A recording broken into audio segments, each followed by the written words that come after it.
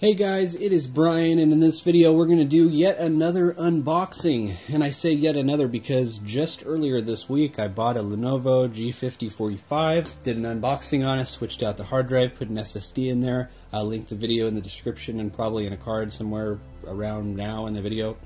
But I just returned that because the Wi-Fi drivers, the Realtek Wi-Fi drivers, just simply did not function on Linux. They were absolutely terrible. So yeah, now we picked up a Acer 15-inch Chromebook, and I'm actually really excited about this for a couple different reasons. I don't know anything about Chromebooks. I've read a little bit, but I don't know a whole lot about them.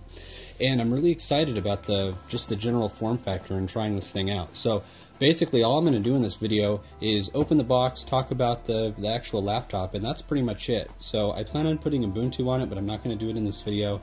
Just going to talk about the laptop, so let's get going. The first thing that's interesting is that this box is really heavy. I'm actually really surprised. I hope that the laptop isn't this heavy. I don't know what is in here that could make it so heavy, but it is. So this is that's the laptop. That's a picture of it. It's a Chromebook 15. It's white. It looks really cool.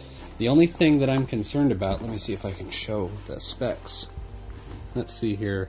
It has an Intel Celeron processor, 3205. Now, I probably have a reputation at this point for being more of an AMD guy, you know, whatever. I'm not really a fanboy of anything. I use whatever works, but the Intel Celeron processors are not terribly impressive no matter how you look at it. And I want to put Steam on this thing, which is one of the reasons why I'm going to get rid of ChromeOS, though I do want to try ChromeOS. Steam doesn't work on there, so I have to put Ubuntu on there, but I'm concerned about the performance of games and stuff on this kind of puny processor. So let's go ahead and pop it open. Let's see what's inside this thing and why the hell it is so heavy.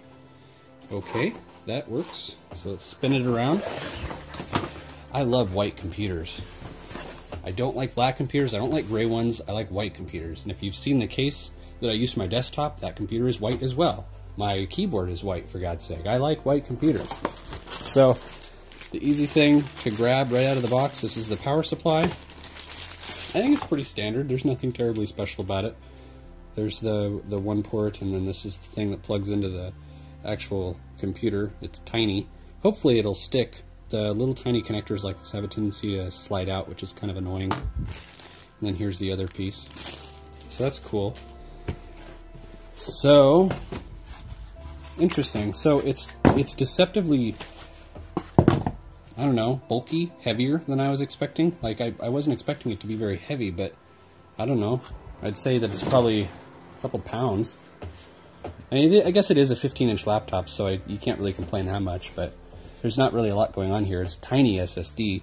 I don't even think there's an Ethernet port on this thing. So, the laptop itself is actually pretty textured, which is really cool. You can't really see it in the video.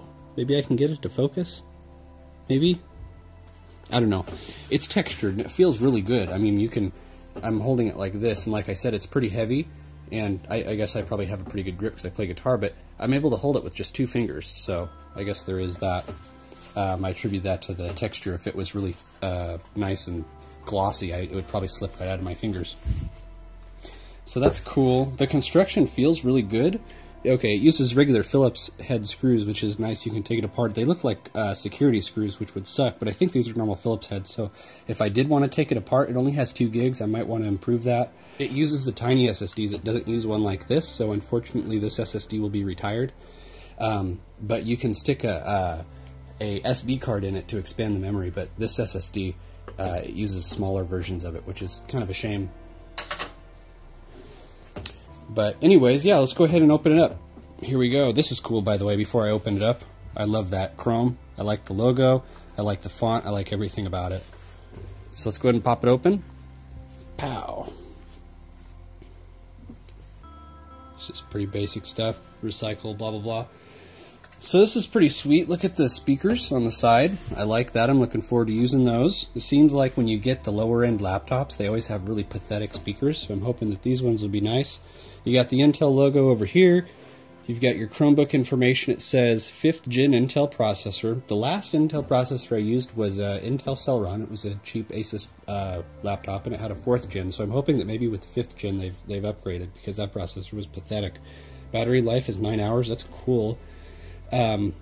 up to 3 times faster Wi-Fi. This is kind of a big deal. Let me get it closer so we can actually see what I'm talking about. This is a big deal because, like I said, I returned that Lenovo laptop, which was a shame because the Wi-Fi was just terrible. The Realtek drivers were a joke. They just could not connect to anything no matter where we went. It was very disappointing. And it's also disappointing that the stupid camera won't focus. Come on. So we got 7-second boot up. That's a ChromeOS thing. It doesn't really matter to me. 100 gigabyte Google Drive. That's cool. Virus protection. That's actually kind of misleading because it's not like there's antivirus or anything. Free apps available and so on and so forth. So that's cool. Another cool thing about the Chromebook is take a look at the keyboard layout. So as you know, I use Linux full-time. I do not use Windows on any of my home devices. So when there is a Windows button, it's usually used as a super button depending on the distribution I'm using. This has no Windows button, so it has no super button. And I actually kind of like that. I'm not a huge fan of the power button placement, but it is nice not to see a Windows logo on a keyboard that isn't using Windows products at all. So, alright, so I've plugged it in and it turned on automatically. I'm going to go ahead and end the video right here. I don't want to talk about the software or putting Ubuntu on it or anything like this, but this is a Chromebook, and so far, obviously I haven't used it, but I'm impressed. It looks impressive. It feels very impressive.